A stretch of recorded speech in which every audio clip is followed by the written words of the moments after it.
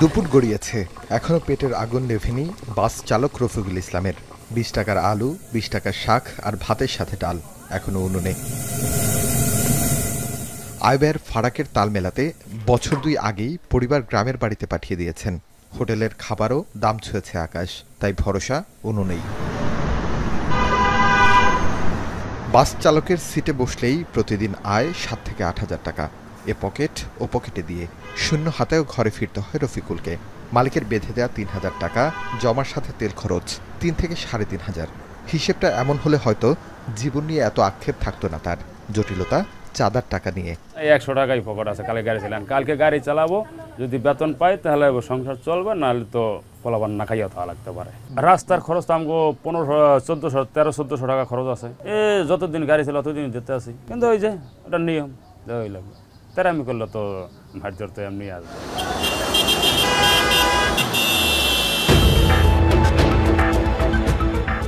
জীবন হিসেবের এমন জটিল সমীকরণে আরও কারা আছে দেখতে চায় এখন টিভি। শুরুটা রাজধানী দিয়ে করতে চাই।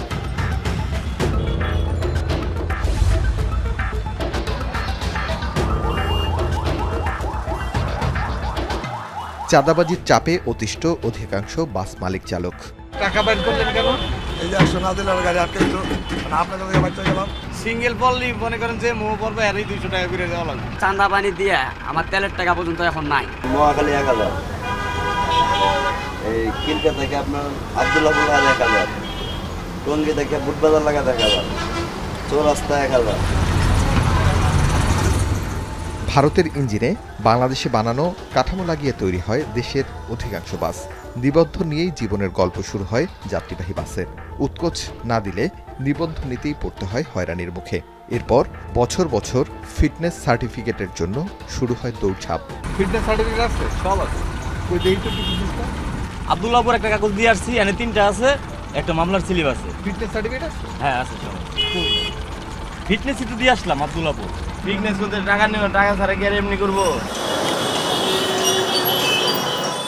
হাইকোর্টের নির্দেশনা অথবা উপরস্থ কর্মকর্তাদের দায়িত্বশীল আচরণ কোনো কিছুতেই থামানো যাচ্ছে না পরিবহন সেক্টরের উৎকোচ নেয়ার দীর্ঘদিনের এই পদ্ধতি।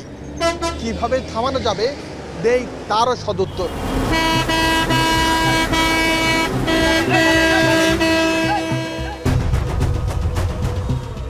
অনেকটা প্রাতিষ্ঠানিকভাবে চাঁদাবাজি হচ্ছে খুলনায়। চাঁদাবাজি এখানে ওপেন সিক্রেট।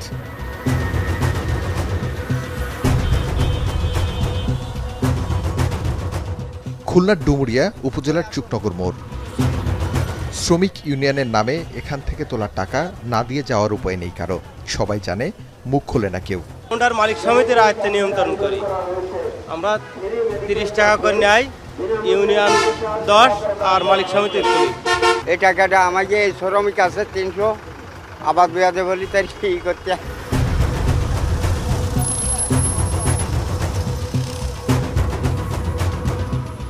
এখন টেলিভিশনের পাওয়া তথ্য বলছে, সোনাডাঙ্গা থেকে যশোর রুটে গাড়ি চলতে ৫টি স্থানে চাঁদা দিতে হয়। সাতক্ষীরা রুটে গাড়ি চললে ৪টি স্থানে, পাইকগাছা রুটে ৪টি স্থানে এবং বাগেরহাটে গাড়ি চললে 2টি স্থানে চাঁদা দিতে হয় শ্রমিক ইউনিয়নের নামে। এই যেটা স্লিপ কাটিস ৪১০ টাকা নেয়, আর থানা সামনে আসতে গিয়ে আমরা ১৩০ টাকা, আর 0 পয়েন্টে নেয় ১৫০ টাকা, কই নেয় আপ ডাউন ৪০ টাকা, ডুমুরিয়া ২০ টাকা, আর এইখান দেবো ৫০ টাকা। এই যে রুটে যে গাড়িগুলো চলে এদের কোনো মালিক সমিতি নাই। এরা এখন বর্তমানে রাজনৈতিক নেতারা তারা ছাড়ায় এবং এদের চাঁদা দিকে অনেকগুলো টাকা।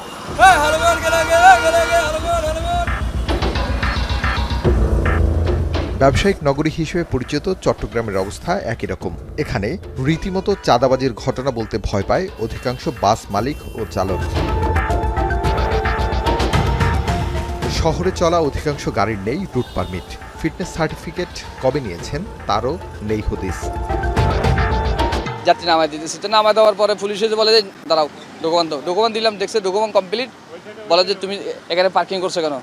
নো পার্কিং প্রতিবন্ধী, কিন্তু ফিজে কোনো যানজট নাই, তারপরে বলে যে প্রতিবন্ধী, একটা প্রতিবন্ধী মামলা, নো পার্কিং মামলা, এই বলে আমাকে একটা ৫,০০০ টাকা মামলা দিয়ে দেয়। আমার চট্টগ্রামের পুলিশ বিভাগ, ট্রাফিক বিভাগ যদি সঠিক হয়ে যায়, তারা যদি বলে যে আমরা আগামী 3 মাস পরিবহনের কোনো টাকা নিব না, এবং কোনো ইলিগেল কাজ পরিবহনে হইতেও দিব না, এবং কোনো ফিটনেসবিহীন রুট পারমিটবিহীন গাড়ি চলতেও দিব না।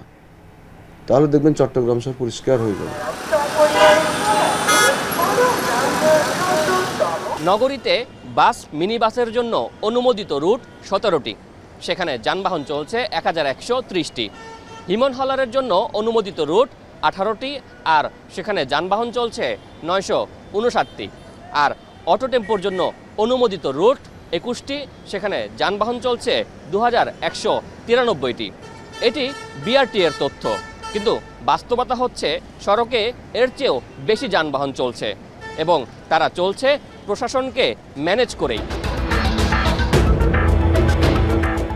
টিআইবির গবেষণা বলছে, দেশের আন্তজেলা দূরপাল্লা রুটের বাসের ক্ষেত্রে বাস প্রতি গড় ঘুষের পরিমাণ 1019 টাকা, আন্তজেলা আঞ্চলিক রুটে বাসের ক্ষেত্রে 1133 টাকা এবং সিটি সার্ভিস বাসের ক্ষেত্রে প্রতিদিন গড় ঘুষের পরিমাণ 200 থেকে 300 টাকা। বছরের হিসেবে 1060 কোটি টাকা গুনতে হয় পরিবহন খাত সংশ্লিষ্টদের। আমরা যে হিসাবটা দিচ্ছি সেটা আসলে কম, বাস্তবতা হচ্ছে আরো বেশি খারাপ চিত্র। কাজে এটা তো ন্যূনতম পক্ষে যে জিনিসটা মানতে হবে সেটা হচ্ছে এখানে চাঁদাবাজি সড়ক পথে এটাকে একটা এক ধরনের স্বাভাবিকতায় রূপান্তর করা হয়েছে। ফলে যে এর প্রভাব যে দ্রব্যমূল্য থেকে সরে সেবা খাতের উপরে সার্বিকভাবে যেটা পড়ে, বিশেষ করে দ্রব্যমূল্যের উপরে, সেটা কিন্তু আবার দ্বিতীয় দফা জনগণকে বইতে হয় সে বোঝাটা।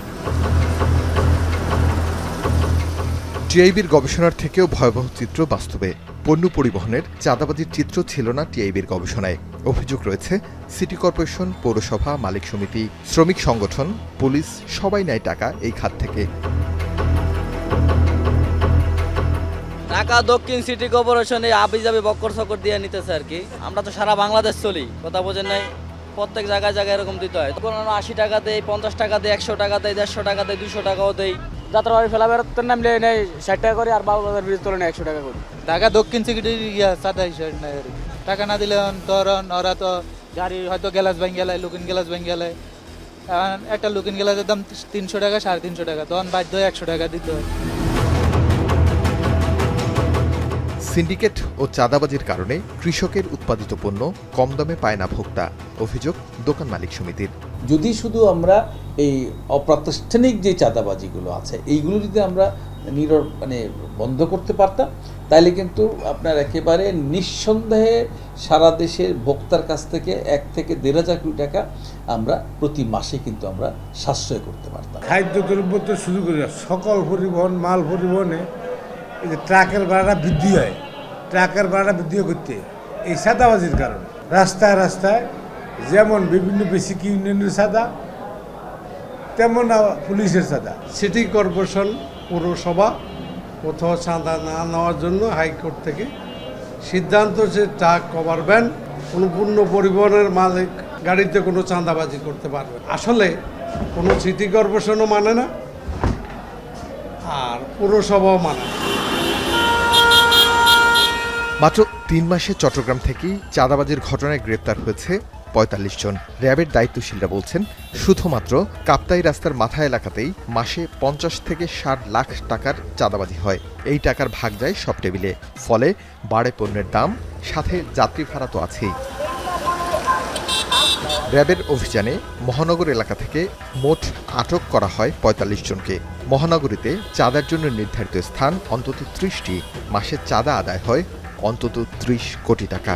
যেগুলো অ্যাকচুয়ালি চিটাগাংয়ের বিজিয়েস্ট জায়গা, এইসব জায়গাগুলোতেই মূলত এই চাঁদাবাজিগুলা বেশি হয়। এই চাঁদাবাজদের সিন্ডিকেটের ব্যাপারে আমরা যখন অনুসন্ধান করি, আমরা অধিকাংশ সময় দেখি যে এদের কোনো বৈধ স্ট্যান্ডিং নাই, যে সে কেন চাঁদা তুলবে বা কী জন্য তুলবে। সড়কে চাঁদাবাজির ঘটনা জিরো টলারেন্স নীতিতেই নিয়ন্ত্রণ করতে চায় আইন শৃঙ্খলা রক্ষাকারী বাহিনী। সার্ভিস চার্জটা নেয়, সেইটা তাদের নির্দিষ্ট স্থান থেকে নেয়, আমরা বারবার বলছি, কিন্তু এইটা যেহেতু নির্দিষ্ট স্থান থেকে তারা নেয় না, মাঝে মাঝে এইটাও আমাদের একটা বিড়ম্বনার শিকার আমরা হয়ে যাই, যে মনে করেন এটাও একটা চাঁদাবাজি হচ্ছে। আমাদের বিভিন্ন সময় পুলিশ মানে ফিটনেস গাড়ি চেক করার জন্য থামানো হয়।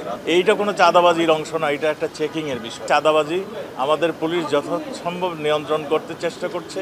আমাদের রাজনীতিবিদরাও এর পাশে দাঁড়িয়ে চাঁদাবাজি যাতে কম হয় সেই জিনিসটা তারাও খেয়াল করছে। আমরা আপনাদের আশ্বস্ত করতে চাই, রাস্তাঘাটে অহেতুক অকারণে কোনো যান কোনো বন্ধ করা হবে না। কাউকে আমরা ইতিমধ্যেই আমরা সেই নির্দেশনা দিয়েছি।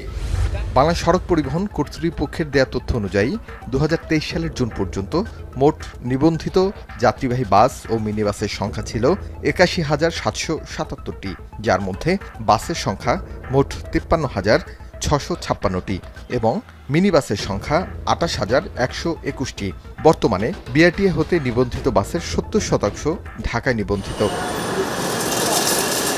অপরদিকে বাংলাদেশ সড়ক পরিবহন কর্পোরেশন বিআরটিসি এর বাসের সংখ্যা নগণ্য, যা সড়কে চলাচলকারী বাসের 1.6%। অনিবন্ধিত বাসের ক্ষেত্রে কি ব্যবস্থা নিচ্ছে কর্তৃপক্ষ? আমরা 30শে জুনের পরে আমরা কিন্তু মাঠে নামবো যে কোনো দৃষ্টিনন্দন গাড়ি, দৃষ্টিনন্দন নয় এরকম কোনো গাড়ি যদি রাস্তায় থাকে আমরা এগুলো ডাম্পিংয়ে দিয়ে দিই। 2023-24 অর্থ বছরে জাতীয় বাজেটে সড়ক ও পরিবহন খাতের উন্নয়নের বরাদ্দ ধরা হয়েছে 34,062 কোটি 21 টাকা, যা মোট বাজেটের 4.5%। তবুও দেশের 60.2% মানুষের ন্যায্য মূল্যের ভ্রমণ হাতের বাইরে। কোথায় সমাধান? সড়কে যতই অননুমোদিত এবং ফিটনেসবিহীন যানবাহন চলবে ততই যেন প্রশাসনের লাভ। কারণ যানবাহনের এসব দুর্বলতার সুযোগ নিয়েই আদায় করা হয় চাঁদা। মাঝে মাঝে কিছু অভিযান চললেও তা কেবলই লোক দেখানো বলে অভিযোগ খোদ পরিবহন নেতাদের। কেউ কেউ তো বলছেন সড়কে চাঁদাবাজি বন্ধে শুধুমাত্র ট্রাফিক পুলিশের সদিচ্ছাই যথেষ্ট, কিন্তু তা আর হচ্ছে কোথায়? একটা সময় জনসমক্ষে চাঁদা আদায় করা হলেও এখন গণমাধ্যমের চোখ এড়াতে তা আদায় করা হয় গ্যারেজে কিংবা কোনো অফিস কক্ষে, বিনিময়ে দেয়া হয় টোকেন। কিন্তু ট্রাফিক পুলিশ এসব দেখেও যেন কিছুই দেখছে না। তাই বিআরটিএ, ট্রাফিক পুলিশ সহ প্রশাসনের সদিচ্ছা না থাকলে সড়কে চাঁদাবাজির অভিশাপ থেকে মুক্তি কখনোই সম্ভব নয়। পরিবহন খাতে খুলনা অঞ্চল জুড়ে চলছে ব্যাপক চাঁদাবাজি। শ্রমিক এবং মালিক সংগঠনের নামে প্রতি মাসে তোলা হচ্ছে কোটি কোটি টাকা। চাঁদা না দিলে থামিয়ে দেয়া হচ্ছে পরিবহন। মূলত এই চাঁদাবাজির কারণে দেশের বিভিন্ন পণ্যের মূল্য বৃদ্ধি পাচ্ছে। সংশ্লিষ্টরা বলছেন চাঁদাবাজি বন্ধ করতে আইনানুগ ব্যবস্থা গ্রহণ করা জরুরি। গ্রাম থেকে শহর, সিটি কর্পোরেশন থেকে রাজধানী, চাঁদাবাজ সিন্ডিকেট জাল বিছিয়েছে সব জায়গায়। এখন টেলিভিশনের অনুসন্ধান বলছে পৃষ্ঠপোষকদের মদদে ইতিমধ্যেই প্রাতিষ্ঠানিক রূপ নিয়েছে এই চাঁদাবাজ সিন্ডিকেট।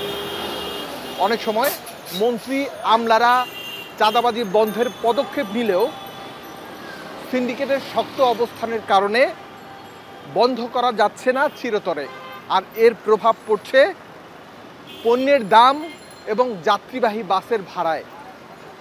সমাধানের পথ কোথায় খুঁজছেন বাস মালিকরা, সাথে সাধারণ মানুষ। শিয়া বাটার, অ্যালোভেরা ও ভিটামিন ই সমৃদ্ধ লিলি বিউটি সোপ।